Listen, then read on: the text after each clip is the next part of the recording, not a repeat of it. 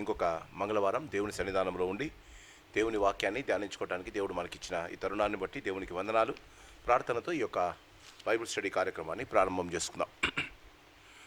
మహాపరిశుద్ధుడా, ప్రేమ కలిగిన పరలోకపు తండ్రి, మరొకసారి ఈ సాయంకాల సమయంలో నీ సన్నిధానంలో మమ్మల్ని చేర్చి నీ వాక్యాన్ని ఇంకొకసారి మేము చదువుకొని అన్వయించుకొని మా ప్రభా మరి ఆ వాక్య ప్రకారంగా మా జీవితాలను మేము పరీక్షించుకొని మేము జీవించగలగటానికి మీరు మాకు ఇస్తున్న ఈ సమయాన్ని బట్టి నీకు వందనాలు స్తోత్రాలు చెల్లిస్తుంటున్నాం.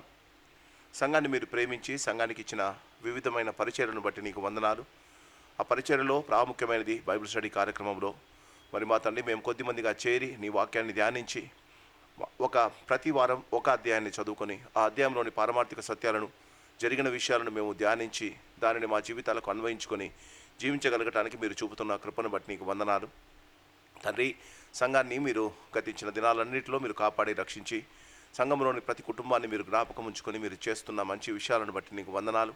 ఆయా రీతులుగా మమ్ములను మా బిడ్డలను మీరు దీవించి వారు జీవిస్తున్న పరిసరాల్లో ప్రాంతాలలో కూడా వారిని మీరు దీవిస్తూ వారి రాకపోకల్లో వారు చేస్తున్న పనులలో వారి ప్రయత్నాలలో వారి పిల్లల చదువుల్లో మీరు వారికి తోడ్నీడుగా ఉండి మమ్మలను మా కుటుంబాలను అహర్నిశలు నీ కనుసన్నలో ఉంచుకొని మమ్మల్ని కాపాడుతున్నందుకు నీకు వందనాలు స్తోత్రాలు చెల్లిస్తుంటున్నాం. ఈ ఉదయకాలం నుంచి ఇప్పటిదాకా మీరు మాతో పాటు ఉన్నారు. మేము చేసిన పనులలో ప్రయత్నాలలో మా ప్రయాణాలలో మీరు మాకు తోడునీడుగా ఉండి సాయంకాలం పరిచర్యలో కూడా పాలుపంపులు పొందగలిగిన కృప మీరు మాకు ఇస్తున్నందుకు నీకు వందనాలు. మా సంఘంలోని ప్రతి కుటుంబాన్ని మీరు జ్ఞాపకం చేసుకొని దీవించండి. ప్రతి కుటుంబానికి కావలసిన క్షేమము భద్రత ఆశీర్వాదము దయచండి. ఏ కుటుంబానికి ఏ అవసరత ఉందో ఆ అవసరతను తీర్చవలసిందిగా నీ పాదాలు పట్టుకొని అడుగుతూ ఉన్నాం తండ్రి. ప్రతి కుటుంబానికి మాకు కావలసిన సంతోషాన్ని ఆనందాన్ని దయచండి. మరి ఎవరైతే మా ప్రభా మా సంఘ సభ్యుల్లో కానీ మాకు తెలిసిన వారిలో కానీ అనారోగ్యాలతో ఇబ్బందులతో బాధపడుతున్నారో వారందరినీ నీ పాదముల దగ్గర జ్ఞాపకం చేసుకుంటున్నాం. ప్రతి వారిని మీరు దర్శించండి. వారి విశ్వాసాన్ని మా ప్రభా పెంచి వారు కూడా నిన్ను అడిగి మేలు పొందగలగడానికి సహాయం చేయండి. కష్టాల్లో ఇరుకుల్లో ఇబ్బందుల్లో ఉన్న వారిని మీరు జ్ఞాపకం చేసుకోండి. ఆర్థికపరమైన ఇబ్బందులు ఉన్న వారిని కూడా మీరు జ్ఞాపకం చేసుకోండి. వారికి ఉన్న ప్రతి పరిస్థితి నుండి వారికి విడుదల దయచేసి వారికి కావలసిన నీ యొక్క సహాయాన్ని దయచేయవలసిందిగా కోరుకుంటూ ఉన్నాం. ఈ సాయంకాల సమయంలో మరి మా తండ్రి ఆయా దేశాలలో ఉన్న మా ప్రియులను కూడా మేము జ్ఞాపకం చేసుకుంటున్నాం. బిడ్డలను దీవించండి. మరి విపరీతమైన మా ప్రభా పరిస్థితుల్లో మరి క్లైమేట్స్లో వారు జీవిస్తుండగా వారికి కావాల్సిన నీ యొక్క శ్రేష్టమైన కృపను దయచేయవలసిందిగా వేడుకుంటూ ఉన్నాం. మా ప్రభా సంఘాన్ని మీరు దీవించి ఇప్పటిదాకా కాపాడి మా ప్రభా మేము కొద్దిమందిగా అయినా సంతోషంగా విశ్వాసంలో మేము మా పరిచర్య జరుపుకోవడానికి మీరు మాకు ఇచ్చిన ఆధిక్యతను బట్టి నేను స్తుతిస్తున్నాం. మరి గతించిన వారాల్లో మీరు మా జీవితాల్లో మా సంఘ జీవితంలో చేసిన మేలును బట్టి నీకు వందనాలు. నమ్మకమైన దేవుడవు, యథార్థవంతులను మా ప్రభా తప్పకుండా మీరు దయతలచి వారి జీవితాలలో బాగు చేసే దేవుడవు నాయన. మీ యొక్క వాక్యానుసారంగా జీవించడానికి మేము తీర్మానించుకొని మా జీవితాలను నీ యొక్క వాక్యంలో కట్టుకోవటానికి మేము ఇష్టపడుతూ ఉంటుండగా నీ కార్యాలు మాకు దయచేయండి. మా జీవితాల్లో జరిగించండి నాయన. ఏ ఒక్కరూ మరి మా తండ్రి మా నాయన దేనికి కూడా భయపడకుండా మా ప్రభా నీ యొక్క కార్యాలను చేయగలగటానికి నీ యొక్క వాక్యానుసారంగా జీవించగలగటానికి నీ సహాయము మాకు దయచేయండి. మరి తల్లి సంఘాన్ని జ్ఞాపకం చేసుకుంటున్నాం. అక్కడ పరిచయం చేస్తున్న దాసులను దీవించండి. మరి పాస్టర్ డేవిడ్ను ఆయన పరిచయను మీరు దీవించండి. రెవరెండ్ డాక్టర్ జీ సామెను కూడా జ్ఞాపకం చేసుకుంటున్నాం. మా ప్రభా అయ్యగారితో మీరు ఇన్ని సంవత్సరాలు శ్రేష్టమైన పరిచర్యను మీరు జరిగించారు. ఇక మా ప్రభా మరి మిగిలిన పాస్టర్లను కూడా మీరు దీవించి ఆశీర్వదించండి. మార్చి నెల వారికి చాలా ఇంపార్టెంట్ నెలనైనా సంఘాన్ని మీరు దీవించి గతించిన సంవత్సరంలో వారి సంఘంలో చేసిన శ్రేష్టమైన పరిచర్ను మీరు జ్ఞాపకం చేసుకొని దీవించిన విధానం బట్టి నీకు వందనాలు చెల్లిస్తుంటున్నాం. మా సంఘాన్ని మీరు జ్ఞాపకం చేసుకోండి. త్వరలో మాకు న్యాయాన్ని దయచేయండి ఆయన. నమ్మకంగా యథార్థంగా ఒకటే విషయంతో మేము ప్రార్థన చేస్తున్నాం. సత్యాన్ని గెలిపించండి తండ్రి.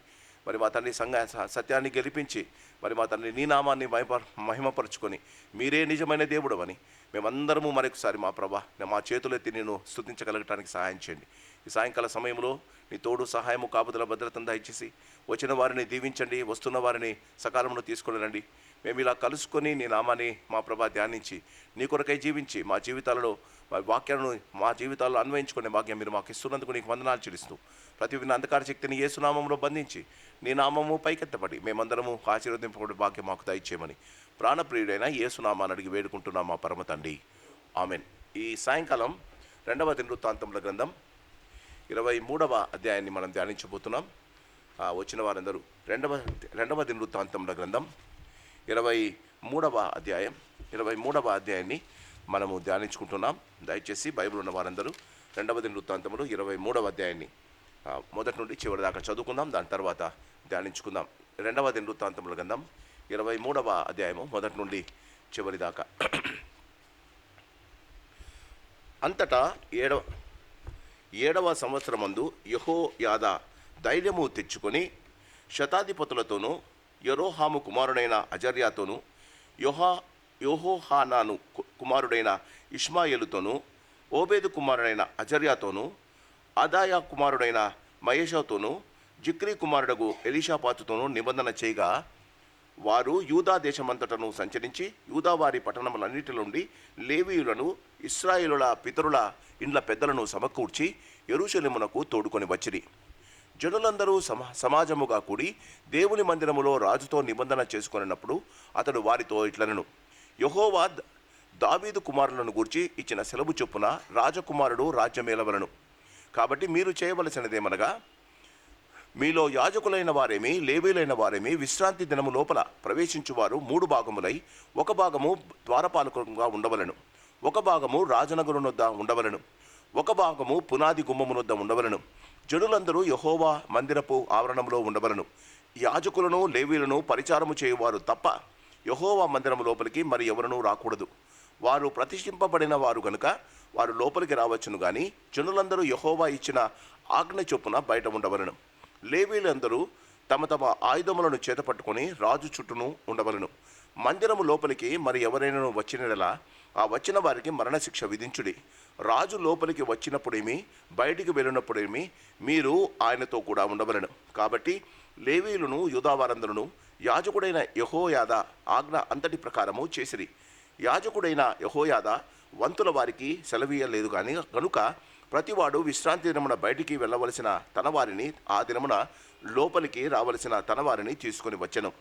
మరియు యాజకుడైన యెహోయాదా దేవుని మందిరమందు రాజైన దావీదు ఉంచిన బల్లెములను, కేడములను, డాళ్లను శతాధిపతులకు అప్పగించెను. అతడు ఆయుధముల చేత పట్టుకునిన జనులందరినీ మందిరపు కుడివైపు నుండి ఎడమ వైపునకు బలిపీఠము ప్రక్కను మందిరము ప్రక్కను రాజు చుట్టూను ఉంచెను. అప్పుడు వారు రాజకుమారుని బయటికి తోడుకొని వచ్చి అతని మీద కిరీటముంచి ధర్మశాస్త్ర గ్రంథమును అతని చేతికిచ్చి అతనికి పట్టాభిషేకము చేసిరి. యెహోయాదాయును అతని కుమారులను అతనిని అభిషేకించి రాజు చిరంజీవి అగునుగాక అనిరి. పరుగులెత్తుచు రాజును కొనియాడుచు ఉన్న జనులు చేయు ధ్వని అతల్య విని యెహోవా మందిరమందున జనుల యొద్దకు వచ్చి ప్రవేశ స్థలము దగ్గర నున్న అతనికి ఏర్పాటైన స్థలమునొద్ద రాజు నిలవబడి ఉండుటయు, అధిపతులను బూరలు ఊదువారును రాజునొద్ద ఉండుటయు, దేశపు జనులందరూ సంతోషించు బూరలతో నాదములు చేయుచుండుటయు, గాయకులను వాద్యములతో స్తుతిపాటలు పాడుచుంటయు చూచి వస్త్రములు చింపుకొని ద్రోహము ద్రోహము అని అరచెను. అప్పుడు యాజకుడైన యెహోయాదా యెహోవా మందిరములో ఆమెను చంపవలదు, ఆమెను పంక్తుల అవతలకు వెళ్ళవేసి ఆమె పక్షపు పూను వారిని కత్తి చేత చంపుడని సైన్యము మీద శతాధిపతులకు ఆజ్ఞ ఇచ్చెను. కాబట్టి వారు ఆమెకు దారి ఇచ్చి రాజునగరనొద్దనున్న గుమ్మము యొక్క ప్రవేశ స్థలమునకు ఆమె వచ్చినప్పుడు వారు ఆమెను అక్కడ చంపివేసిరి. అప్పుడు యెహోయాదా జనులందరూ యెహోవా వారై ఉండవలనని జనులందరితోనూ రాజుతోనూ నిబంధన చేసెను. అంతట జనులందరూ బయలుదేవత యొక్క గుడికి పోయి దాన్ని పడగొట్టి బలిపీఠములను విగ్రహములను తుత్తునేలుగా విరగొట్టి బయలుయాజకుడైన మత్తానును బలిపీఠముల ముందర చంపిరి. మరియు మోషే ఇచ్చిన ధర్మశాస్త్రమందు వ్రాయబడిన దానిని బట్టి ఉత్సాహముతోనూ గానముతోనూ యెహోవాకు అర్పింపవలసిన దహన బలులను దావీదు నియమించిన ప్రకారముగా అర్పించినట్లు లేవీయులైన యాజకుల చేతి క్రింద ఉండునట్టు యెహోవా మందిరమందు దావీదు పనులు పంచివేసినట్లునైన యెహోవా మందిరపు కావలి వారికి యెహోయాదా నిర్ణయించెను. యెహోవా మందిరములోనికి దేని చేతనైనను అంటు తగిలిన వారు ప్రవేశించుకున్నట్లు అతడు ద్వారముల యొద్ద ద్వారపాలకులను ఉంచెను. మరియు అతడు శతాధిపతులను, ప్రధానులను, జనుల అధికారులను, దేశపు జనులందరినీ వెంటబెట్టుకుని యెహోవా మందిరములో నుండి రాజును తోడుకొని వచ్చెను. వారు ఎత్తైన ద్వారము గుండా రాజనగరును చొచ్చి రాజ్యసింహాసనం మీద రాజును ఆసీనుగా చేయగా దేశపు జనులందరూ సంతోషించిరి. వారు అతల్యాను చంపిన తరువాత పట్టణము నెమ్మదిగా ఉండెను. దేవుడు తన వాక్యాన్ని దీవించి ఆశీర్వదించునుగాక. క్రీస్తునందు ప్రేమైన వాళ్ళరా, దేవుడు మన జీవితాలలో మరొక దినాన్ని దయచేసి ఆయన శ్రేష్టమైన కృపలో దేవుడు మనలను దీవించి ఆశీర్వదించిన విధానం బట్టి దేవునికి వందనాలు చెల్లిస్తుంటున్నాం. ఇశ్రాయేలుల జీవితంలో ఇశ్రాయేలుల జీవితంలో దేవుడు తప్పకుండా వారిని వెన్నంటూ ఉండి వారి జీవితాల్లో జరుగుతున్న విషయాలను ఆయన గమనిస్తూనే ఉన్నాడు. ఇది మనం గమనించాలి. ఆయన రాజు ఎంత చెడ్డవాడైనా, ప్రజలు ఎంత చెడ్డవారైనా, ప్రజలు ఎంత తిరగబడిన వారైనా, ప్రజలు దేవుని యొక్క మాటలను వారు ఉల్లంఘించినా, దేవుని మాటలను మర్చిపోయినా, దేవుడు మాత్రము వారిని గమనిస్తూనే ఉన్నాడు. దేవుని కొరకు ప్రత్యేకించిన జనాంగాన్ని, ప్రత్యేకించిన వారిని దేవుడు గమనిస్తూ ఉంటాడు. మనం చేస్తున్న ప్రతి పనిని ఆయన గమనిస్తూనే ఉంటాడు. మన తలంపులు, మన ఆలోచనలు, క్రియలు అన్నీ ఆయనకు తెలిసే ఉన్నాయి అని వాక్యం చెప్తుంది. ఇశ్రాయేలుల జీవితంలో వారు చేసిన పనులను బట్టి, వారు చేస్తున్న పనులను దేవుడు గమనించాడు. ఒక రాజు, ఒక మంచి రాజు, దేవుని యందు భయభక్తులు కలిగిన రాజు తన జీవితంలో ఒక పొరపాటు చేశాడు. ఆ పొరపాటు ద్వారా ఇశ్రాయేలులో 12 గోత్రాలు, అటు 10 గోత్రాలు, ఇటు 2 గోత్రాలు భయంకరమైన పరిస్థితిలో ఉన్నారు. వారు అలాంటి పరిస్థితులు ఉన్నప్పుడు దేవుడు ఎవరినో ఒకరిని లేపుతాడో ఇది మనం గమనించాలి. తన సంఘము కానీ, తన ప్రజలు కానీ, దేవుని బిడ్డలు కానీ వారి జీవితంలో దేవునికి నమ్మకంగా జీవించడానికి తీర్మానించుకున్నవారు, దేవుని కొరకు జీవిస్తామని వారి జీవితాల్లో తీర్మానం చేసుకున్నవారు పడిపోయే ఆస్కారం ఉంది. పడిపోయే పరిస్థితులు ఏర్పడతాయి. వారు కృంగిపోయే సమయం వస్తుంది. అలాంటి పరిస్థితుల్లో దేవుడు ఎవరినో ఒకరిని వాడుకుంటాడు. భయంకరమైన పాపము చేత చిక్కిపోయి మానవ జనాంగమే వారి ఇష్టానుసారము జీవిస్తూ ఉన్న సమయంలో దేవుడు నోవహు కుటుంబాన్ని పట్టుకున్నాడు. నోవహు కుటుంబం ద్వారా తన సృష్టిని కాపాడుకోగలిగాడు. ఒక్క మనిషి ద్వారా సృష్టి మొత్తము కాపాడుకోవడానికి దేవుడు ఇచ్చేయించాడు. మరి తిరిగి వారి జీవితంలో తిరిగి వారు పాపంలో పడవేసినప్పుడు తన కొరకని ప్రత్యేకంగా కొంతమంది ఉండాలని దేవుడు అబ్రహామును ఎన్నుకున్నాడు. అబ్రహాము కడుపున పుట్టిన వారు ఇశ్రాయేలీలు. ఆ ఇశ్రాయేలుతో దేవుడు అబ్రహాము, ఇస్సాకు, యాకోబులతో దేవుడు నిబంధన చేశాడు. వారి ఉత్సాహాన్ని బట్టి, వారి కోరికలను బట్టి, వారి శారీరక ఇచ్చలను బట్టి ఇశ్రాయేలు కూడా దేవుని నుండి దూరం అయిపోయారు. మనకు తెలుసు, రాజ్యమే రెండుగా సొలొమోను యొక్క కుమారుని సమయంలో దేశం రెండుగా విడిపోయింది. మానవులు ఇశ్రాయేలు దేవుని సంపూర్ణంగా వదిలివేశారు. కానీ దేవుడిచ్చిన మాట ప్రకారం దేవుడు దావీదు యొక్క కుటుంబాన్ని ఒక్క రాజును, నీ కడుపున పుట్టిన కుమారుడు ఒకడు రాజ్యంలో ఉంటాడని చెప్పాడు కనుక దేవుడు వారిని అలానే ఉంచాడు. ఇప్పుడు పరిస్థితి దినవృత్తాంతముల గ్రంథం 20, 21, 22కు వచ్చే సమయానికి ఒక భయంకరమైన కార్యం జరిగింది. దేవుని నమ్ముకున్న యూదారాజైన యెహోషాపాతు భయంకరమైన బయలుదేవతకు దాసుడైపోయిన ఆహాబు కుటుంబంతో వియ్యమొందాడు. మీరు గమనించాలి, దేవుని యందు భయభక్తులు కలిగిన యూదారాజు దేవునిని వదిలివేసి బయలును భయంకరంగా పూజిస్తున్న రాజుతో వియ్యమొందాడు. తన జీవితంలో యుద్ధం వచ్చినప్పుడు దేవునితో మాట్లాడేవాడు. తన జీవితంలో ఏదైనా పరిస్థితి దిగజారినప్పుడు దేవునితో మాట్లాడేవాడు. తన జీవితంలో ఏ పరిచయం చేసినా దేవుని కన్సల్ట్ చేసేవాడు. అలాంటి యెహోషాపాతు తన కుమారుని వివాహానికి దేవునితో కన్సల్ట్ చేయలేదండి. దీన్ని బట్టి మనం ఏం గమనించాలంటే దేవుడు కొన్ని విషయాలలో మనకు ఫ్రీడమ్ ఇస్తాడు. మనం చేస్తున్న తీర్మానాలను దేవుడు మన దగ్గర ఉండి ఆపడు. చాలామంది అంటారుగా, అవ్వ ఆ పండు తీసుకునేటప్పుడు దేవుడు ఆపినంటే దేవుడు ఆపడు. దేవుడు తన పోలిక మనల్ని చేశాడు. దేవునికి ఎలాంటి స్వేచ్ఛ ఉందో మానవునికి ఆ స్వేచ్ఛనిచ్చాడు. యెహోషాపాతు ఆహాబు కుమార్తెను చేసుకోవడానికి ఆయన వియ్యమొందినప్పుడు దేవుడు ఆటంకపరచలేదు. మన జీవితాలలో ఎప్పుడైనా మనం ఏదైనా ఒక తీర్మానము తీసుకున్నప్పుడు ఆ తీర్మానాన్ని దేవుడు ఆపడు. అది మంచి తీర్మానం అయితే మన జీవితాల్లో విజయం కలుగుతుంది. అది చెడు తీర్మానం అయితే మన జీవితాల్లో నాశనం కలుగుతుంది. ఇశ్రాయేలు రాజు ఆహాబు యెజబెలుల కుమార్తె అయిన అతల్యాను, భయంకరమైన బయలుదేవత పూజ చేసే అతల్యాను, యెహోవా దేవునికి రోషము కలిగి యెహోవా దేవునికి పరిచర్య చేసి రాజ్యము ఏలుతున్న యెహోషాపాతు తన కుమారుడైన యెహోరాముతో వివాహము చేస్తాడు. ఇప్పుడు అతల్య ఇశ్రాయేలు సామ్రాజ్యం నుంచి యూదా సామ్రాజ్యానికి వచ్చింది. కోడలు కాబట్టి యూదా సామ్రాజ్యానికి వచ్చింది. తనతో పాటి బయలుదేవతను కూడా తెచ్చుకుంది. ఇప్పుడు ఇశ్రాయేలులో ఉన్న బయలుదేవత అధికారులు, పూజారులు ఇప్పుడు యూదా రాజ్యానికి వచ్చారు. యూదా రాజ్యం నాశనం అయిపోతుంది. క్రీస్తునందు ప్రేమైన వలన ఈ అతల్య యెహోరామునకు పిల్లలు, అహజ్యా కుమారుడు. ఎప్పుడైతే యెహోరాము చనిపోతాడో, యెహోరాము భయంకరమైన వ్యాధి వచ్చి చనిపోతాడు. ఆయన కుమారుడు అతల్యాకు, యెహోరాముకు పుట్టిన కుమారుడు అహజ్యా. ఈ అహజ్యా తన జీవితంలో యుద్ధము చేస్తున్నప్పుడు భయంకరంగా ఆయన తన జీవితంలో ఆయన జీవితంలో దేవుడు ఆయన ముత్తగా ఆయన చనిపోతాడు. తన కుమారుడు చనిపోయాడని గమనించి ఈ అతల్య తన కుమారుని పిల్లలను, జాగ్రత్తగా వినాలి, తన కుమారుని పిల్లలను, అంటే యూదా రాజ్యానికి దేవుడు ఇచ్చిన వాగ్దానము నెరవేరకూడదని,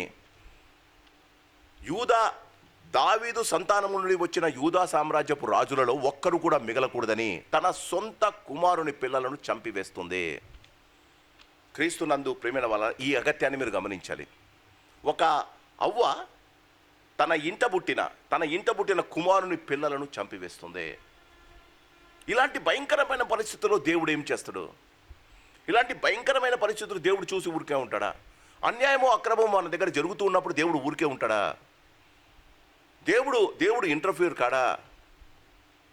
ఈ బాగా గమనిస్తే ఈ అతల్యాకు, యెహోరామునకు ఒక కుమారుడు, ఒక కుమార్తె.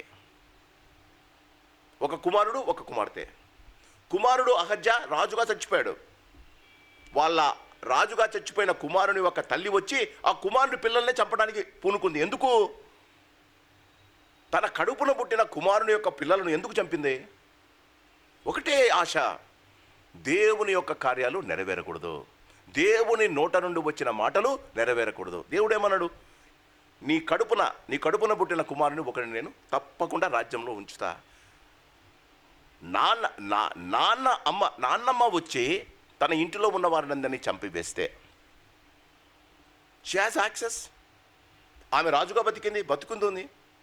అందరినీ చంపివేసి ఆమె రాజు అయిపోయింది. తన జీవితంలో రాజుగా ఉండటానికి ఇష్టపడింది. చూడండి, దినవృత్తాంతముల గ్రంథం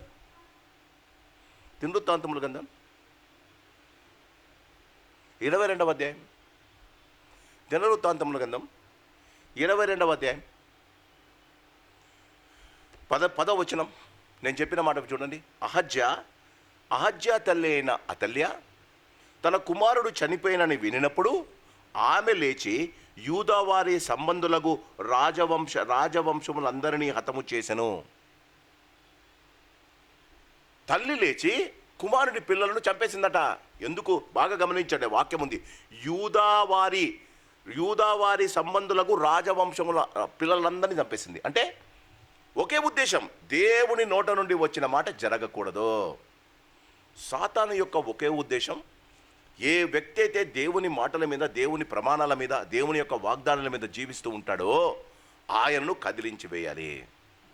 నీవు ఏమి కదిలింపబడకుండా సంతోషంగా జీవిస్తున్నావంటే సాతాను నిన్ను గురించి ఆలోచించడంలే. ఎందుకో నువ్వు వాని చెంతనే ఉన్నావు. జీవితంలో నీకు కష్టాలు, నీ దేవుని వాక్యం చదువుకొని ప్రార్థన చేసుకుంటూ ఉంటే, నీ ఇంట్లో అల్లకొల్లోలం జరిగినా, నీ పరిస్థితులు బాగలేకపోయినా, నీవు చేస్తున్న తలపెట్టినది ఏది నీకు జరగకుండా ఉంటే నువ్వు గమనించాలి, it is not you are at fault, but Satan is attacking you. సాతాను నిన్ను కష్టపెడుతున్నాను గమనించాలి. నువ్వు అనుకున్నదంతా జరుగుతుంటే దేవునికి స్తోత్రం అనుకుంటాం, కానీ మనము నిలబడి ఆలోచించాలి, మనం దేవునికి ఎంత దగ్గర ఉన్నామో, ఎంత దూరం ఉన్నామో. క్రీస్తునందు ప్రియమైన వాళ్ళరా, ఒక తల్లి వచ్చి తన కుమారుని పిల్లలను చంపేసింది. అయితే 11వ వచనం చూడండి. రాజునకు కుమార్తె అయిన యెహోషాబాతు, అంటే సొంతం సొంతం అహజ్యా యొక్క చెల్లి తన అమ్మ వచ్చి తన అన్న పిల్లలను చంపుతూ ఉంటే సంవత్సరపు పిల్లవాడిని ఒకని ఎత్తుకొని దాపెట్టేసింది. ఆలోచిస్తున్నారా? ఒకే ఇంట తల్లి తన కుమారుని పిల్లలందరినీ చంపాలన్న ఊహ, అదే ఇంట ఆమె కడుపున పుట్టిన కుమార్తె తన అన్న పిల్లలను దాచిపెట్టడం. ఒకసారి నాతో పాటు రండి, 23కు మళ్ళా వెళ్దాం. అయితే రాజునకు కుమార్తె అయిన యెహోషాబాతు అహజ్యా కుమారుడైన యోవాషును హతులైన రాజకుమారుల నుండి దొంగిలించి అతని దాదిని ఒక పడగటింటిలో ఉంచెను. Did you see this? ఏమనుంది? దొంగలించిందట. ఎవరిని? వాళ్ళ అన్న కొడుకును. 1 సంవత్సరపు వాడిని దొంగలించి దాపెట్టేసిందట. దేవుని ప్రణాళికలు గమనించండి. అమ్మతో జతగట్టింటే ఈమె రాజు అయ్యేది కదా, రానే అయ్యేది కదా.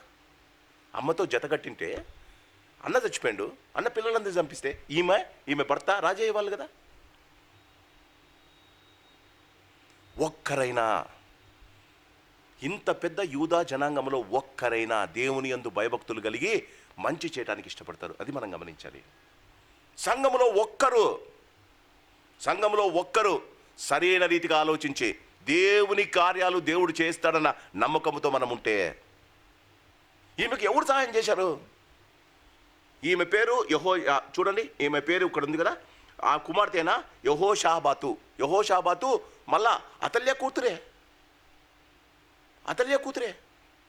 వాళ్ళ అన్న పిల్లలందరినీ చంపుతుందండి. ఆమె వచ్చి, ఆమె రాణి కాదు, ఆమె ఎవరు? ఆమె వాళ్ళ హస్బెండ్ ఆ దినాలలో ప్రధాన యాజకుని పనిచేసేవాడు. అతని పేరు క్రీస్తునందు ప్రేమిన యెహోయాదా. ఆమె భర్త పేరు యెహోయాదా. ఆయన దేవుని పనిలో చాలా జాగ్రత్తగా దేవుని సేవ చేస్తున్నాడు యూదా దేశంలో. తన భర్త దేవుని సేవకుడు, దేవుని యాజకుడు. ఈ అతల్య కుమార్తె అయిన యెహోజాదా, క్రీస్తునందు ప్రేమిన వాళ్ళరా, ఈమె తన అన్న కుమారుని దాపెట్టిందట. ఆయన పేరు యోవాషు. ఎప్పుడు దాపెట్టింది? 1 సంవత్సరం తర్వాత. ఇప్పుడు 22వ అధ్యాయము ఈ మాటతో ముగించబడుతుంది. ఆ కాలమున అతల్య దేశమును పాలించాను. ఎన్ని రోజులండి? 6 సంవత్సరాలు. 6 సంవత్సరాలు పాలించింది. సంఘము చాలా జాగ్రత్తగా వినాలి. 6 సంవత్సరాలు.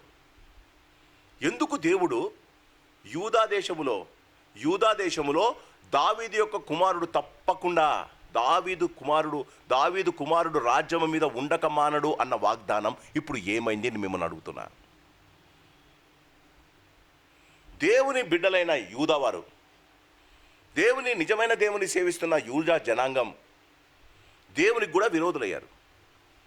యెహోషాపాతు కుమారుడైన యెహోరాము తర్వాత అహజ్య, వీరందరూ దేవునికి విరోధులైపోయారు. యూదా రాజులు. దేవుడు వారిని కొన్ని రోజులు వదిలివేశాడు. కానీ యెహోయాదా లాంటి యాజకులైతే దేవుని యందు భయభక్తులు కలిగి ఉన్నారు. ఇప్పుడు ఇశ్రాయేలు రాజు యొక్క కుమార్తె వచ్చి యూదా రాజ్యానికి రాజు అయిందండి. యూదా ప్రజలకు నెమ్మది లేదు. యూదా ప్రజలకు దేవుని యొక్క వాగ్దానము నెరవేరలేదని నెమ్మది లేదు. భయ ఆందోళన మీద ఉన్నారు. భయంకరమైన స్త్రీ, తన కుమారుని పిల్లలనే చంపగలిగిన స్త్రీ. She never expected her daughter will deceive her. ఇప్పుడు మీరు నన్ను అడగాలి, మీరు నన్ను ఒక ప్రశ్న వేయాలి. ఈమె యెహోజాదా తన అన్న కుమారుని దాపెట్టింది, యోవాషును దొంగిలించింది, దొంగిలించింది, దాపెట్టింది, రాణికి అబద్ధం చెప్పింది కదా. ఇది తప్ప? దొంగిలించకూడదు కదా, దాపెట్టకూడదు కదా, అబద్ధం ఆడకూడదు కదా. మీరు ఆలోచించండి. అక్రమాన్ని సహించడం కన్నా న్యాయాన్ని, క్రమాన్ని దాచిపెట్టడం మంచిది. గమనించండి. అక్రమాన్ని సహించడం కన్నా న్యాయాన్ని, క్రమాన్ని దాచిపెట్టడం మంచిది.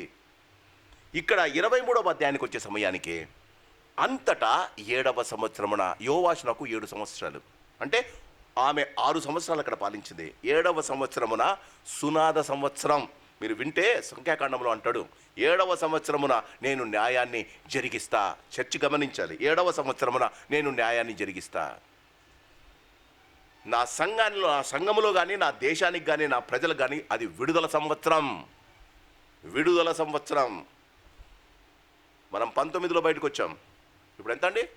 6 సంవత్సరాలు అయింది. గుర్తుంచుకోండి. విడుదల సంవత్సరం.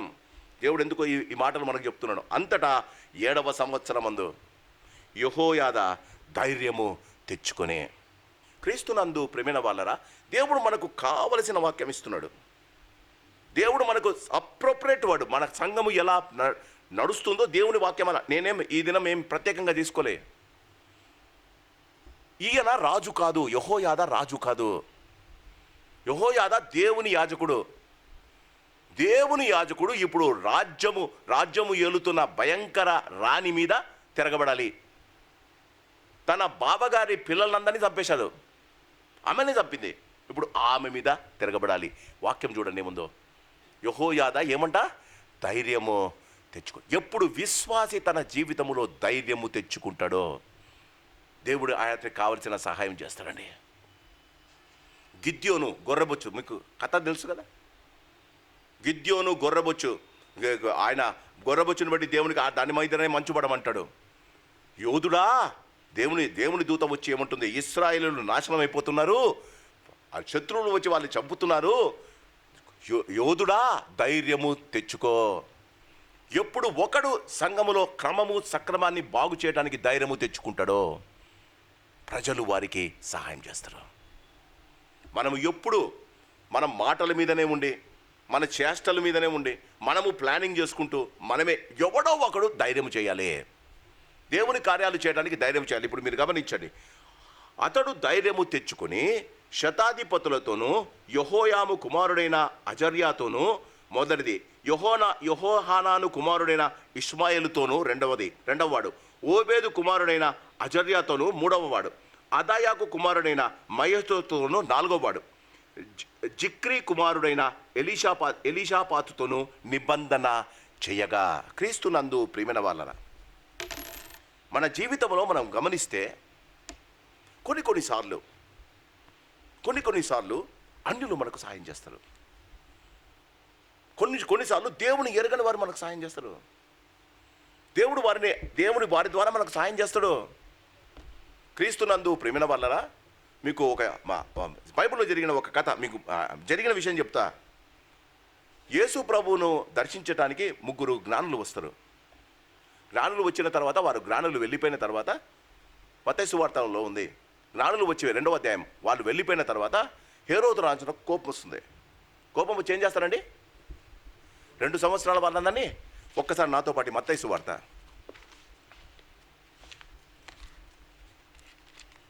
మత్తయి సువార్త 2వ అధ్యాయం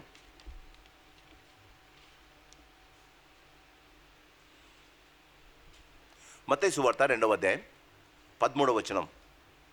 వారు వెళ్ళిన తరువాత, ఇదిగో ప్రభుదూత స్వప్నమందు యోసేపునకు ప్రత్యక్షమై, హేరోదు ఆ శిశువును సంహరించవలనని ఆయన వెతకబోచున్నాడు. గనుక నీవు లేచి ఆ శిశువును అతని తల్లిని వెంటబెట్టుకొని ఎక్కడికంట? ఐగుప్తునకు పారిపోయి. నిర్గమకాండంలో, సంఖ్యాకాండంలో, ద్వితీయోపదేశ కాండంలో నీవు ఐగుప్తునకు వెళ్ళకూడదు అని దేవుడు వాక్యం ఇచ్చాడు. ఐగుప్తులోని గుర్రాలను నువ్వు పర్చేస్ చేయకూడదని చెప్పాడు. ఇప్పుడు దేవుడు తన కుమారుడైన యేసు ప్రభువునకు ప్రొటెక్షన్ ఐగుప్తులో ఇస్తున్నాడు. ఎందుకు సంఘాలు కొట్లాడి లోకంలోకి వెళ్ళి ఎక్కడ పడితే అక్కడ సంఘం సేవ చేస్తుంది? దేవుడు తన సంఘాన్ని పరిశుద్ధపరచడానికి, తన యొక్క చిత్తాన్ని నెరవేర్చడానికి కొన్ని రోజులు ఐగుప్తులో ఉన్న మనల్ని ఉండమంటాడు, కష్టాలు గుండా మనల్ని వెళ్ళమంటాడు. క్రీస్తునందు ప్రియమైన వాళ్ళరా, యేసయ్యను హేరోదు చంపాలనుకున్నప్పుడు ఐగుప్తు దేశానికి ఎలా యేసు ప్రభు చిన్నపిల్ల బాలికుడుగా వెళ్ళాడో జీవితంలో మనం గమనించాలి. దేవుని ఉద్దేశాలను నెరవేర్చడానికి ఎవరో ఒకరిని దేవుడు వాడుకుంటాడు. ఇక్కడ యెహోయాదాను వాడుకున్నాడు. 7 సంవత్సరాలు రాణికి తెలియకుండా తన బావగారి కుమారుణ్ణి, లేకపోతే ఆ కుమార్తె యెహోయాదా యొక్క వాళ్ళ అన్న కుమారుణ్ణి ఆమె దాపెట్టిందట. క్రీస్తునందు ప్రేమైన వాళ్ళరా, ఒక మంచి కార్యం, ఒక దేవుని కార్యము చేయటానికి, జాగ్రత్తగా వినాలి, ఒక దేవుని కార్యము చేయటానికి మనుషులకు అందరి సమ్మతి కావాలి. అందుకే 133వ కొడత, సహోదరులు ఐక్యత కలిగి నివసించుట ఎంత మేలు, ఎంత మనోహరం. నిన్న డేవిడ్ పాస్టర్ గారు ఒక 10 సార్లు వినుంటాను నేను, డేవిడ్ అప్లోడ్ చేసిన తర్వాత. అందులో ఆయన ఒక మాట అన్నాడు, మీరందరూ కలుస్తేనే, ప్రభువు కార్యాలు కలుస్తేనే జరుగుతాయి. ఒకడు ఒక రకంగా, ఇంకోటి ఇంకో రకంగా. మనసులో అనుకున్నా ఒకతను ప్రపోజల్ చేసినా నీకు ఇష్టం ఉండదు, ఆ ప్రపోజల్ చేసిన దాన్ని నీకు ఇష్టం లేకపోయినా అందరి కొరకు ఎస్ అంటావు. దేవుడు దాన్ని ఆమోదించడు. ఒక వాక్యాన్ని కానీ, ఒక సంగతిని కానీ, ఒక కార్యాన్ని కానీ, ఒక ఒక ఉద్దేశాన్ని కానీ, ఒక ప్లాన్ని కానీ దేవుడు దాన్ని ఆమోదించాలి అంటే యథార్థంగా ఎవరైతే ఉన్నారో వారందరూ నిబంధన చేసుకోవాలి. 23వ అధ్యాయం 2వ దినవృత్తాంతములు 27వ అధ్యాయం మొట్టమొదట ఆయన చేశాడు ఏమన్నా కుమారులతో 2వ వచనం ఎలీషాపాతుతోనూ నిబంధన చేయగా. క్రీస్తునందు ప్రియమైన వలన ఏమని నిబంధన చేసింటాడు? రాణి ఏమో ఇశ్రాయేలు రాజు, ఆ భయంకరమైన ఆహాబు రాజు కుమార్తె కనిపించిన వాళ్ళంతా చంపుతుంది. యెహోవా దేవుని పూజించే వాళ్ళందరినీ చంపుతుంది. రాజ్యము భయంకరంగా తయారైంది.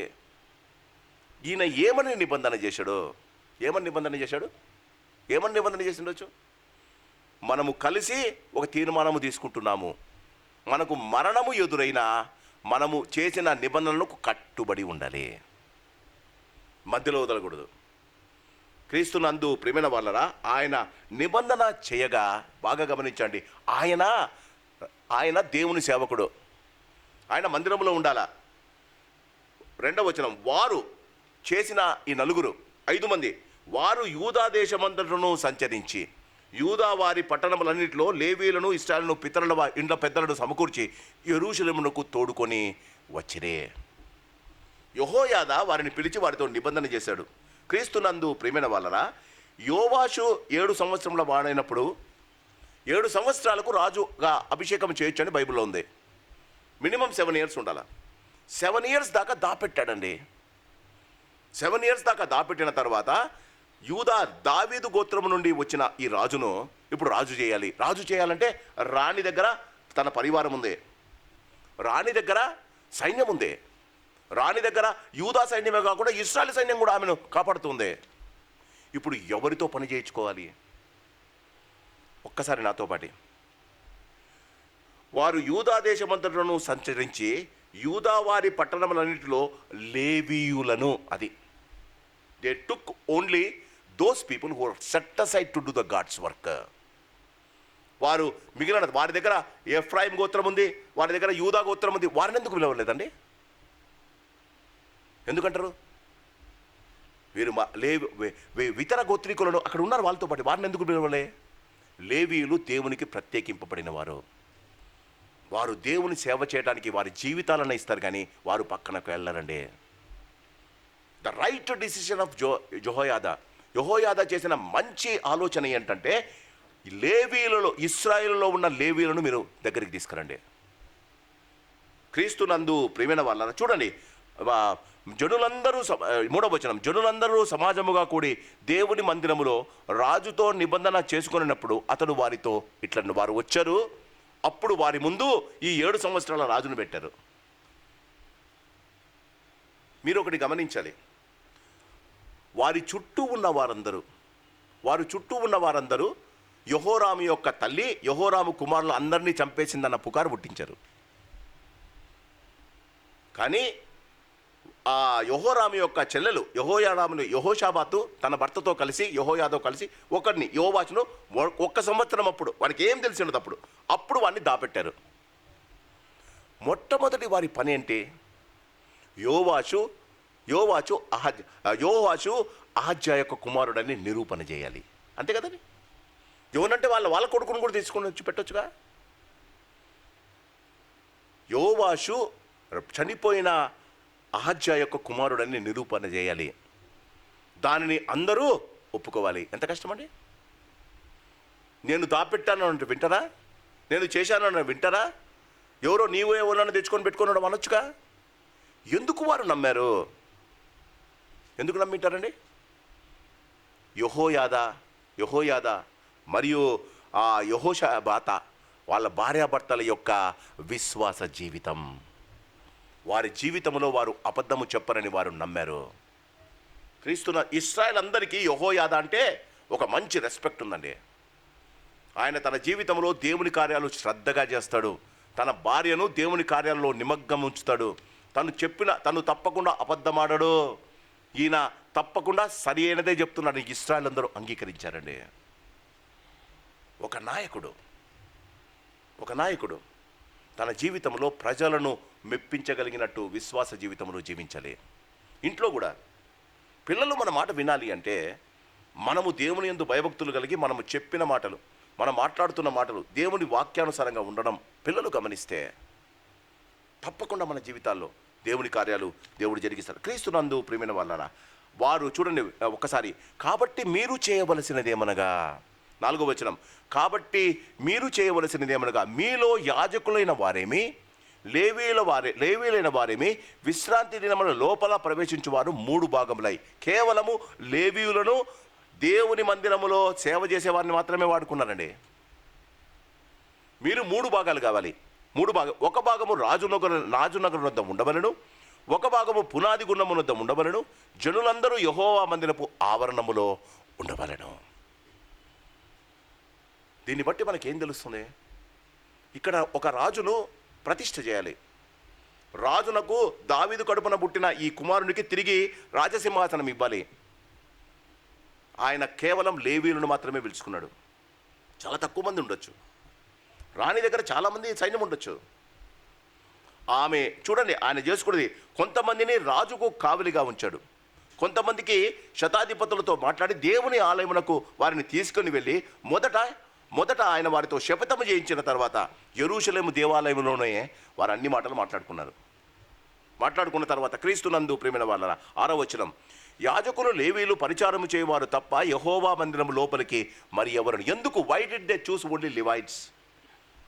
లేవీలు మాత్రమే ఎందుకు యెహోయాదా ఎంటర్టైన్ చేశాడు? 12 గోత్రాల్లో లేవీలు మాత్రమే యెరూషలేము ఆ గుడిలోనికి రావడానికి అర్హులు. ఏదైనా గుడి లోపల జరుగుతూ ఉంటే, మందిరం లోపల జరుగుతుంటే ఇతర ప్రజలు బయటే ఉండాలి కానీ లోపలికి రావడానికి అనర్హులు. ఈ లేవీలు కొంతమంది అయినా బయట ఉన్న అతల్య ఒక సైనికులు మందిరంలోనికి రాలేరు. కాబట్టి రాజును ప్రతిష్ఠించడానికి మందిరాన్ని వాడుకున్నారండి. క్రీస్తునందు ప్రేమిన వాళ్ళ చూడండి, 7వ వచనం, లేవీయులందరూ తమ తమ ఆయుధములను చేతపట్టుకొని రాజు చుట్టూను ఉండవలను. 7 years బాయ్ రాజు, 7 years బాయ్ని ఇప్పుడు రాజు పట్టాభిషేకం చేయాల. భయంకరమైన వాళ్ళ నాన్నమ్మ ఉంది, వాళ్ళ నాన్నమ్మ వాళ్ళ తమ్ముళ్ళందరినీ వాళ్ళ అన్నలందరినీ చంపేసింది. ఇప్పుడు 7 సంవత్సరాల రాజును చంపడానికి ఎంత పని అండి? ఒకటి, Athaliah cannot enter inside the temple. Number 1 ఆలోచన చూడండి. అతల్యతో ఉన్న సైన్యం కూడా మందిరంలోనికి రాలేరు. ఆ దినాల్లో మందిరానికి ఎవడైనా ఇష్టానుసారం వస్తే దేవుడు చంపేసేవాడు. 3వది, అతల్య కూడా రాలేదు లోపలికి. So first thing he has ensured that this king should not be killed. క్రీస్తునందు ప్రియమైన వాళ్ళ చూడండి, ఏమంటాడు? లేవీలందరూ తమ తమ ఆయుధాలు చేత పట్టుకొని రాజు చుట్టూను ఉండవలను. మందిరము లోపలికి మరి ఎవరైనా వచ్చిన ఎడల ఆ వచ్చిన వారికి మరణశిక్ష విధించుడి. రాజు లోపలికి వచ్చినప్పుడేమి, అతనికి బయటకు వెళ్ళినప్పుడేమి మీరు అతనితో కూడా ఉండవలను. 7 years బాయ్ తెలియకుండా ఎక్కడికైనా బయటకు వెళ్తే రాజు బయటకు వచ్చేటప్పుడు లోపలికి, ఇప్పుడు not only they have to save themselves, వారినే కాకుండా ఈ రాజుగా చేయబోతున్న యోవాషును కూడా కాపాడాలండి. క్రీస్తునందు ప్రేమైన వాళ్ళరా 8వ వచనం, కాబట్టి లేవీయులను యూదావారందరూ యాజకుడైన యెహోయాదా ఆజ్ఞ అంతటి ప్రకారము చేసిరే. ఇది మొదటిది, వారితో నిబంధన చేశాడు. రెండవది, దేవుని యందు భయభక్తులు కలిగిన వారినే ఈ యొక్క అక్రమాన్ని నాశనం చేయడానికి, విజయం చేయడానికి ఆయన వాడుకున్నాడు. ఇది చాలా ఇంపార్టెంట్ అండి. ఎవరినంటే వారిని వాడుకోలే, దేవుని యందు భయభక్తులు కలిగిన వారినే, మాట తప్పకుండా నిలబడగలిగిన వారినే ఆయన వాడుకున్నాడు. 3వది, వారు ఆయన మాట చొప్పున చేయడానికి ఆయన వారికి ఆ ఇంప్రెషన్ కలగజేశాడు. క్రీస్తునందు ప్రియమైన వాళ్ళరా గమనించండి. కాబట్టి లేవీయులను 8వ వచనం, యాజకుడైన యెహోయాదా ఆజ్ఞ అంతటి ప్రకారం చేసిరి. యాజకుడైన యెహోయాదా వంతుల వారికి సెలవీయలేదు కనుక ప్రతివాడును విశ్రాంతి బయటికి వెళ్ళవలసిన తన వారిని ఆ దినమున లోపలికి రావాల్సిన తన వారిని తీసుకొని వచ్చాను. దేవుడి మందిరంలో సేవ జరగాల. మనకు తెలుసు, దావీదు ప్రతి వారికి వంతుల ప్రకారంగా చేశాడు. అహరోను సంతానానికి వంతులు వేశాడు. ఇక్కడ లోపల ఒక ప్లానింగ్ జరుగుతూ ఉంది. లోపల ప్లానింగ్ జరుగుతుంటే యెహోయాదా ఏమన్నాడు తెలుసా? వంతుల వారిగా ఆ వారంలో ఎవడైతే పని చేయాలో వారినందరినీ లోపలికి పంపించాడు. మీరు చేసుకుంటూ ఉండండి అంటే ఎందుకు? బయట ఉన్నవారికి లోపల కేవలం దేవుని ఆరాధన తప్ప వేరే జరగలేదు అని తెలియాలి. క్రీస్తునందు ప్రియమైన వాళ్ళ చూడండి, 9వ వచనం, మరియు యాజకుడైన యెహోయాదా దేవుని మందిరమందు రాజైన దావీదు ఉంచిన బల్లెములను కేడములను డాలను శతాధిపతులకు అప్పగించెను. దావీదు ఎప్పుడో చేసి తన రాజ్యంలో పెట్టుకోకుండా, క్రీస్తునందు ప్రియమైన వాళ్ళరా, తన రాజ్యంలో పెట్టుకోకుండా కొన్ని డాళ్లను కొన్ని ఆయుధాలను దేవుని మందిరంలో పెట్టాడు. ఎప్పుడైనా పనికి వస్తుందని. రాజనగరులో ఉండాలి. రాజ యొక్క మందిరములో వారికి ఒక స్థలం ఉంటుంది. అక్కడ ప్రత్యేకింపబడిన స్థలంలో ఆయుధాలను పెట్టారు. ఆయుధాల గది ఉంటుంది. అక్కడ పెట్టకుండా కొన్ని ఆయుధాలను దేవుని మందిరంలో ఎప్పుడో ఏం ఆలోచించాడు దావీదు? ఆయుధాలను చేసి దేవుని మందిరంలో పెట్టాడు. అవి ఇప్పుడు పనికి వచ్చాయి. ఆయుధాలు మందిరంలో కాకుండా మిగతా ఆయుధాలన్నీ అతల్లే దగ్గరే ఉన్నాయి. అప్పుడు వారు రాజకుమారుని బయటకు తోడుకొని వచ్చి, జాగ్రత్తగా, అప్పుడు వారు రాజకుమారుని బయటకు తీసుకొని వచ్చి, నెంబర్ 1 అతని మీద కిరీటము ఉంచి, నెంబర్ 2 ధర్మశాస్త్ర గ్రంథమును అతని చేతికి ఇచ్చి, 7 years బాయ్, ధర్మశాస్త్ర గ్రంథమును 23:11 వచనం, ధర్మశాస్త్రమును అతని చేతికిచ్చి అతనిని పట్టాభిషేకము చేసిరి. క్రీస్తునందు ప్రియమైన వాళ్ళ ఎందుకు ధర్మశాస్త్రాన్ని ఇచ్చాడు? ద్వితీయోపదేశకాండం 17వ అధ్యాయం, ద్వితీయోపదేశకాండం 17వ అధ్యాయం,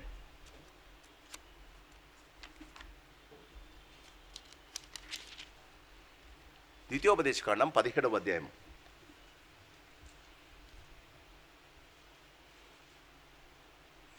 అధ్యాయం 18వ వచనం, రాజునకు దేవుడిచ్చిన ఆజ్ఞ ఏంటో, మరియు అతడు అంటే రాజు రాజ్య సింహాసనమందు ఆసీనుడైన తరువాత లేవీయులైన యాజకుల స్వాధీనములో ఉన్న గ్రంథమును చూచి ఆ ధర్మశాస్త్రమునకు ఒక ప్రతిని తన కొరకు వ్రాసికొనవలెను, అది అతని యొద్ద ఉండవలెను. ద వెరీ ఫస్ట్ టైం ఇశ్రాయేలు రాజుల చరిత్రలో, ఒక్కసారి నాతో పాటు మొదటి సమూయేలు గ్రంథం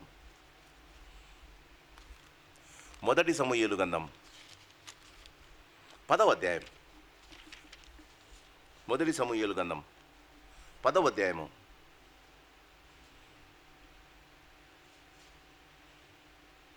25వ వచనం, తరువాత సమూయేలు రాజ్య పాలనా పద్ధతిని జనులకు వినిపించి ఒక గ్రంథమందు వ్రాసి యెహోవా సన్నిధిని దానిని ఉంచెను. అంతటా సమూయేలు జనులందరినీ వారి వారి ఇండ్లకు పంపివేశను. క్రీస్తునందు ప్రియమైన వాళ్ళరా, తన కొరకు దేవుని వాక్య ప్రకారంగా రాజు రాసుకోవడం. ఒక వ్యక్తి తన జీవితంలో సరైన నిర్ణయాలు తీసుకోవాలి అంటే దేవుని యొక్క వాక్యం, దేవుని యొక్క మాటలు చాలా అవసరం. 2వ దినవృత్తాంతములు 23, తన జీవితంలో యెహోయాదా దేవుని వాక్య ప్రకారం ఆయనకు ఒక గ్రంథాన్ని రాసియించి 7 సంవత్సరాల వనికి దేవుని గ్రంథాన్ని రాసియించి, చూడండి ఆయన అభిషేకం ఎలా చేశాడో ఒకసారి గమనిద్దాం.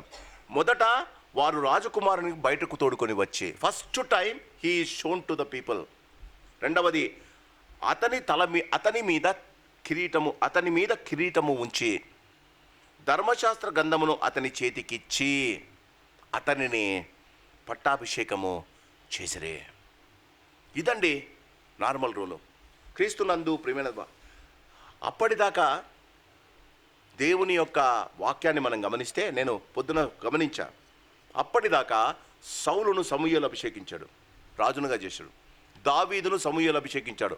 దాని తర్వాత ఏ రాజును దేవుని యొక్క యాజకుడు అభిషేకించలేదు, యోవాషును తప్ప. క్రీస్తునందు ప్రియమైన వాళ్ళని మీరు గమనించాలి. అందుకే రాజ్యాలు నాశనమయ్యాయి. అందుకే రాజ్యాలు ఇష్టానుసారం. దావీదు 40 సంవత్సరాలు పాలించాడు, సౌలు 40 సంవత్సరాలు పాలించాడు. ఎందుకు? దేవుని యొక్క అభిషేకం, దేవుని యొక్క కృప వారి మీద ఉంది. జీవితంలో ఇది చాలా ప్రాముఖ్యమైనది. సంఘములో కానీ సమాజంలో కానీ దేవుడు ఏర్పరచుకున్న వారిని, సంఘము వారిని ప్రత్యేకపరిచే, ఎవరైతే దేవుని యందు భయభక్తులు కలిగి ఉంటారో వారిని మాత్రమే తీసుకోవడం చాలా ప్రాముఖ్యమండి. దేవుని యందు ఆసక్తి లేని వారు లోకరీతిగా చాలా ప్రావీణ్యులు అయ్యిండవచ్చు కాక, కానీ ఇక్కడ 7 సంవత్సరాల వారికి పట్టాభిషేకము ముందు దేవుని ప్రతినిచ్చారండి. ఇది మనం గమనించాలి. ఒక విజయానికి కారణం, ఒక వ్యక్తి యొక్క విజయానికి కారణం, ఒక వ్యక్తి దేవుని చేత ఆశీర్వదింపబడడానికి కారణం పట్టాభిషేకం కాదు, దేవుని యొక్క దేవుని యొక్క వాక్యం. ఇది మనకు తెలియజేస్తుంది. Why we are not able to conquer. ఈ లోకంలో ఎందుకు మనము విజయాన్ని జయించలేకపోతున్నాం. ఈ అధ్యాయంలో నాకు 3 విషయాలు కనిపించాయి. మొదటిది, ఇక్కడ నిబంధన చేసుకున్నారు, మేము తప్పిపోము, మేము నీతోనే ఉంటాము. అందరూ కలిసి యూదా దేశాన్ని అంతా ఒక్కడి మీద వదలలేదండి, అందరూ కలిసి పనిచేశారండి. అందరూ ఒక తీర్మానం తీసుకున్నారు, యెహోయాదా ఏమి చెప్తే మేము అది చేస్తాం. వాళ్ళు కూడా పెద్దవాళ్ళే, వాళ్ళు కూడా ప్రావీణ్యులే, శతాధిపతులు, వారు ఇశ్రాయేలులో పెద్దలనండి, యూదా వారిలో వారు పెద్దలు. అలాంటి వారు మరి మనం బాగా గమనిస్తే దేవుడు వారిని ఎందుకు అంతగా ఇతను చేసిన ప్రతి పనిని ఎందుకు దేవుడు ఆశీర్వదించాడు? దేవుని యొక్క మాట ప్రకారంగా వారు చేయడానికి ఇష్టపడ్డారు. 12వ వచనం, పరుగులెత్తుచు రాజును కొనియాడుచు ఉన్న జనులు చేయు ధ్వని అతల్యా విని యెహోవా మందిరమందున జనుల యొద్దకు వచ్చిందే. పక్కనే ఉంది రాజమందిరం, యెహోవా మందిరము పక్కనే రాజమందిరం ఉంది. అక్కడ అతల్యా ఉంది, ఆమె రాజ్యం వెళ్తుంది, ఆమె చుట్టూ సైనికులు ఉన్నారు. అతల్యా అలజడి విని వచ్చింది. మందిరంలో చూస్తే ఆచార ప్రకారం రాజు ఒక స్తంభం దగ్గర నిలబడ్డాడు. వాడు ఎవడో తెలీదు, ఆమె చంపేసింది అనుకునింది. ఆ కుమారుని తల మీద రాజు యొక్క కిరీటం ఉంది. పక్కన యెహోయాదా తన అల్లుడు ఆ కుమారునికి అభిషేకం చేస్తున్నాడు. క్రీస్తునందు ప్రేమ అతల్య అది చూచి వాక్యం చూస్తే, ప్రవేశ స్థలము దగ్గరున్న అతనికి ఏర్పాటైన స్థలము ఈ 13వ వచనం, స్తంభమునొద్ద రాజు నిలబడి ఉండుటయు, అధిపతులు బూరలు ఊదువారును రాజునొద్ద నుండుటయు, దేశపు జనులందరూ సంతోషించుచు బూరలతో నాదములు చేయుచుండుటయు, గాయకులు వాద్యములతో స్తుతిపాటలు పాడుచుండుటయు చూచి వస్త్రము చింపుకొని ద్రోహం అని అరిచిందట. క్రీస్తునందు ప్రేమైన వాళ్ళరా, వీరు ప్రతిదీ దేవుని వాక్య ప్రకారంగా, దేవుని మాట ప్రకారంగా చేస్తున్నారు. జాగ్రత్తగా మనం గమనిస్తే, ద్రోహం చేసేవారికి, అన్యాయము చేసేవారికి ఇతరుల న్యాయము కూడా అన్యాయము ద్రోహంగానే కనిపిస్తుంది. ద్రోహము చేసేవారికి, అన్యాయము ఇక్కడ యథార్థంగా దేవుని వాక్య ప్రకారంగా యెహోయాదా గారు ఆ రాజును యోవాషును ఆయన అభిషేకిస్తున్నాడు. ద్రోహము అన్యాయము చేసేవారికి ఇతరుల న్యాయము కూడా ద్రోహముగా అన్యాయంగానే కనిపిస్తుందట. తెలుగులో ఒక సామెత ఉంది కదా, కాపర్ల వానికి లోకమంతా పచ్చగా కనిపిస్తుంది. క్రీస్తునందు ప్రేమైన వాళ్ళరా, జాగ్రత్తగా గమనిస్తే నెక్స్ట్ వర్డ్స్ గమనిస్తే, యెహోయాదా అంటే అల్లుడు ఏమంటాడు, యెహోవా మందిరములో ఆమెను చంపవలదు, ఆమెను పంక్తుల అవతలకు వెళ్ళవేసి ఆమె పక్షము పూర్ణవారిని కత్తి చేత చంపుడని సైన్యము మీద శతాధిపతులకు ఆజ్ఞ ఇచ్చను. కాబట్టి వారు ఆమెకు దారి ఇచ్చి రాజు నగరనొద్దనున్న గుర్రపు గుమ్మము యొక్క ప్రవేశ స్థలమునకు ఆమె వచ్చినప్పుడు వారు ఆమెను అక్కడ చంపిరి. ఎందుకండి మందిరంలో చంపలేదు? మందిరములో మనిషి చావకూడదు, అక్కడ జంతువులు మాత్రమే చంపబడాలి. మానవునికి ప్రతిగా జంతువుల బలి మాత్రమే ఇవ్వాలి. క్రీస్తునందు ప్రేమైన వాళ్ళరా, యెహోయాదా ఆలయములో మానవుల రక్తం పడకుండా జాగ్రత్త తీసుకున్నాడు. మానవుల రక్తం యేసు రక్తము మాత్రమే చిందింపబడాలి మానవుల పాపం కొరకు.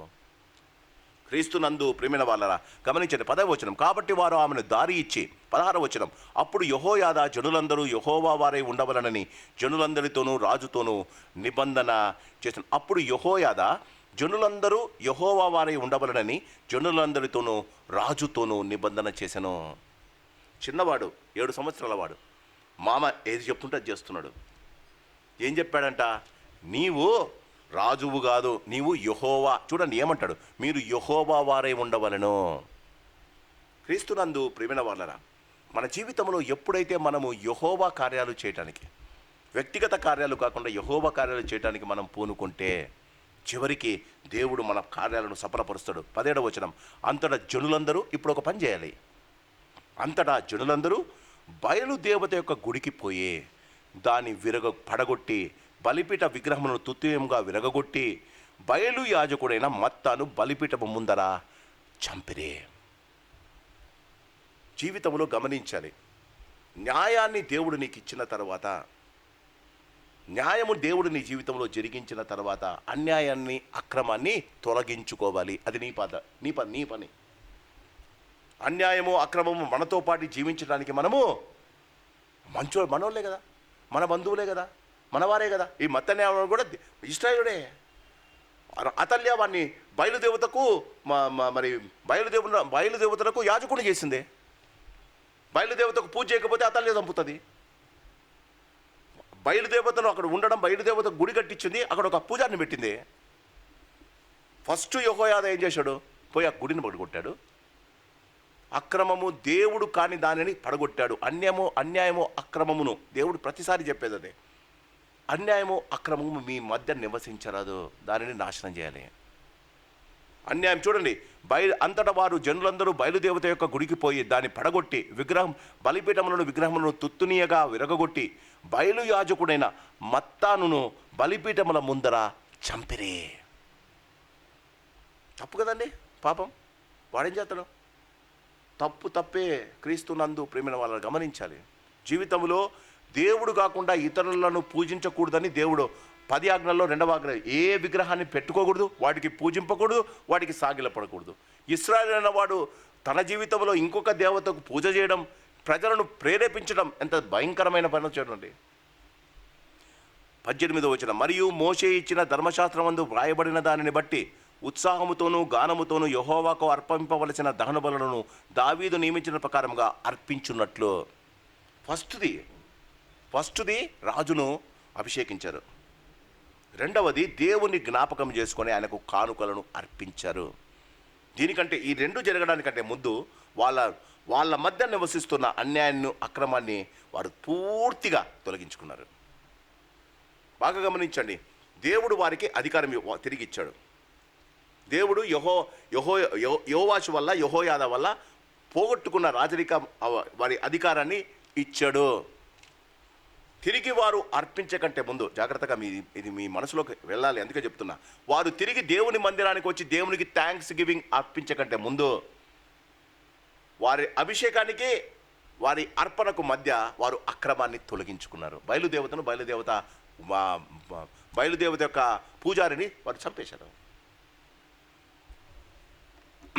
19వ వచనం, యెహోవా చూడండి, 18వ వచనం, మరియు మోషే ఇచ్చిన ధర్మశాస్త్రమందు వ్రాయబడిన దానిని బట్టి ఉత్సాహముతోనూ గానముతోనూ యెహోవాకు అర్పింపవలసిన దహన బలులను దావీదు నియమించిన ప్రకారముగా అర్పించినట్లు లేవీయులైన యాజకుల చేతి క్రింద నుండునట్టు యెహోవా మందిరమందు దావీదు పనులు పంచివేసినట్టునైన యెహోవా మందిరపు కావలి వారిని యెహోయాదా నిర్ణయించను.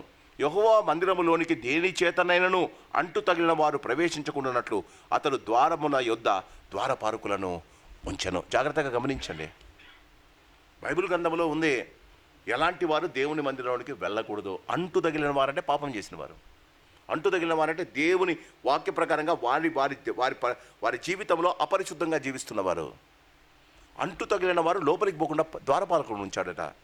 20వ వచనం, మరియు అతడు శతాధిపతులను, ప్రధానులను, జనుల అధికారులను, దేశపు జనులందరినీ వెంటబెట్టుకొని యెహోవా మందిరములో నుండి రాజును తోడుకొని వచ్చెను. వారు ఎత్తైన ద్వారము గుండా రాజునగరునకు జొచ్చి రాజ్య సింహాసనం మీద రాజును ఆసీనును చేయగా దేశపు జనులందరూ సంతోషించిరి. ప్లాన్ చేసింది ఒక్క భార్యాభర్తలు, ప్లాన్ చేసింది ఇద్దరే అండి. వారికి సహాయం చేసింది 5 మంది. ప్లాన్ చేసింది ఇద్దరే, వారికి సహాయం చేసింది 5 మంది. జరిగిందంతా దేవుడు జరిగించాడు. ఎందుకంటారు? చేసిన పని అంతా దేవుని వాక్య ప్రకారంగా చేశారు. ఎప్పుడు రాజులు చేద్దామనుకున్న దాన్ని బాగా మీరు వినండి, రాజులు చేద్దామనుకున్న దానికంటే ముందు యెహోయాదా ఈయనకు దేవుని ప్రతి ఒక్క కాపీ రాయాలని రాశాడండి ధర్మశాస్త్రం. రాసి రాజులు చేసిన దినం ఆయన రాజు చేతిలో ధర్మశాస్త్రము పెట్టాలని ఆయన ఆలోచించాడండి. ఎందుకు చూపించా, ద్వితీయోపదేశకాండం 17-16. యాజకుడైన వాడు దేవుని అభిషేకించే కంటే ముందు, దేవుని చేత అభిషేకింపబడిన వాడు ఒక రాజును అభిషేకించేటప్పుడు ఆయన చేతికి ఒక ధర్మశాస్త్రము ప్రతినివ్వాలి. ఎవరు రాసింటారు? యెహోయాదా రాశాడు.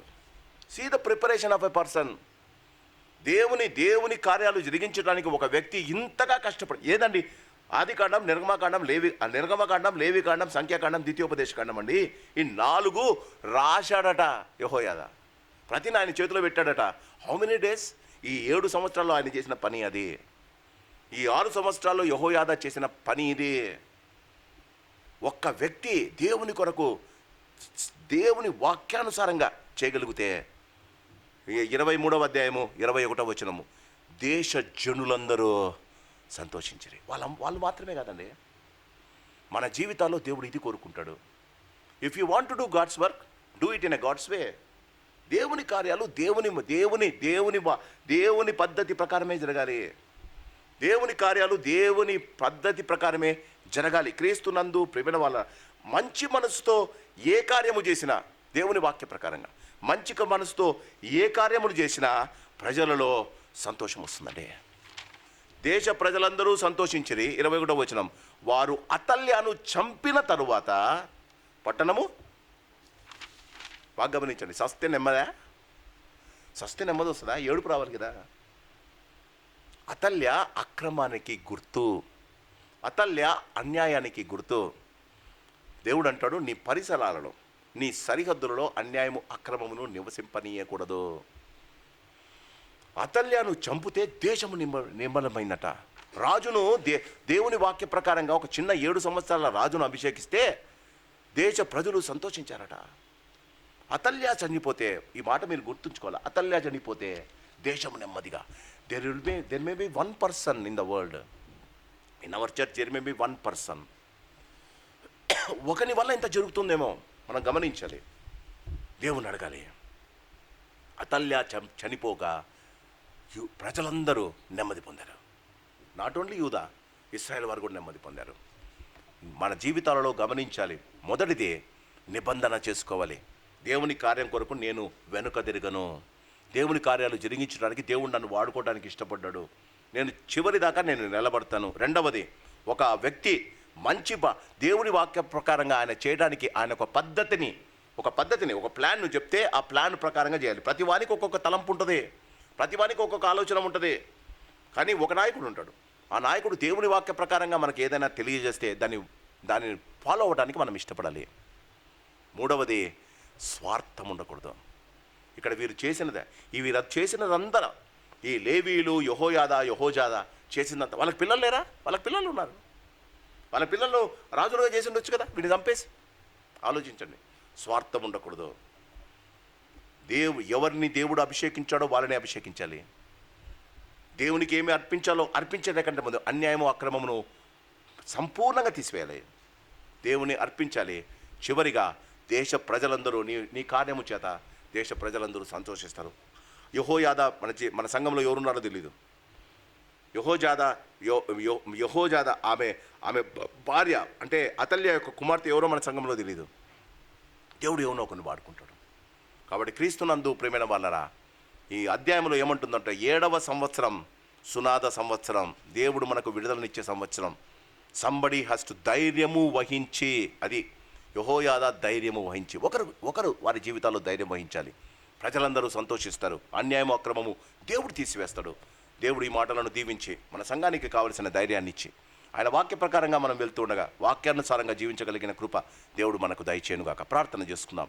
పరిశుద్ధుడా, ప్రేమ కలిగిన పరలోకపు తండ్రి, ఆనాడు ఇశ్రాయేలు యూదా జనాంగాల మధ్య, యూదా రాజ్యాల మధ్య ఆ చరిత్రను మా ముందు ఉంచి ఈ దినాలలో మా సంఘములో జరుగుతున్న విషయాలను మేము గమనంలోనికి తీసుకోవడానికి మీరు మాకు ఇస్తున్న శ్రేష్టమైన తలంపులను, ఆలోచనలను బట్టి నీకు వందనాలు. ఆనాడు మీరు యెహోయాదాను తన భార్యను వాడుకున్నారయ్యా. మా సంఘములో మీరు ఎవరిని వాడుకుంటారో, ఎవరి వల్ల ఈ కార్యాలు జరుగుతాయో, ఎవరి వల్ల ఇలాంటి శ్రేష్టమైన కార్యాలు జరుగుతాయో, కానీ మా జీవితంలో ఆనాడు యెహోయాదా చేసినట్టు మరి మా తండ్రి వాక్యానుసారంగా నీ వాక్యాన్ని సరైన రీతిగా మేము అర్థం చేసుకొని అన్వయించుకొని నిబంధన చేసి మరి మా ప్రభు మేమందరము కలిసికట్టుగా మా ప్రభు పనులు చేసినప్పుడు ఆ చివరిగా మేము చూసినట్టు రాజ్యములోని ప్రజలందరూ సంతోషించారట. తండ్రి, నీ నామము పైకెత్తబడిందంట. మీ మాట దావీదు కడుపున పుట్టినవాడు ఒకడు సింహాసనం మీద ఉండక మానడు అన్న నీ మాట నెరవేర్చడానికి మాత్రమే మీరు వీరిని వాడుకున్నారయ్యా. నమ్మకమైన దేవుడవు, వాగ్దానాలు ఇచ్చి నెరవేర్చడానికి సమర్థుడవు నాయన. నీ వైపు చూస్తున్నా మా సంఘములో మా ప్రభా మీరు మాకు సునాద సంవత్సరాన్ని దయచేయండి. మాకు విడుదలనివ్వండి. మేము నిబంధన చేసుకుంటున్నామయ్యా.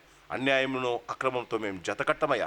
మా జీవితాలలో సరైన రీతిగా వాక్యానుసారంగా జీవించగలిగిన కృప మాకు దయచేయమని, వచ్చిన వారిని దీవించమని, వాక్యము మమ్మలను హెచ్చరిస్తుంటుండగా వాక్య ప్రకారంగా జీవించగలిగిన కృప మాకు దయచేయమని, సంఘంలో ఉన్న ప్రతి కుటుంబాన్ని దీవించి ఆశీర్వదించమని, సాయంకాలపు దీవెనలు ఆశీర్వాదాలు మాతో ఉంచినందుకు నీకు వందనాలు చెల్లిస్తూ తిరిగి మేము మా ఇళ్ళకు వెళ్తుండగా నీ తోడు, నీ కాపుదల భద్రత మాకు దయచేయమని, చిత్తమైతే తిరిగి శుక్రవారం మేము కలుసుకునేదాకా మీ క్షేమము, మీ భద్రత, మీ ఆశీర్వాదాలు మాకు దయచేయమని ప్రాణప్రియుడైన యేసు అతి శ్రేష్టమైన నామాన అడిగి బతిమలాడి వేడుకుంటున్నాం మా పరమ తండ్రి.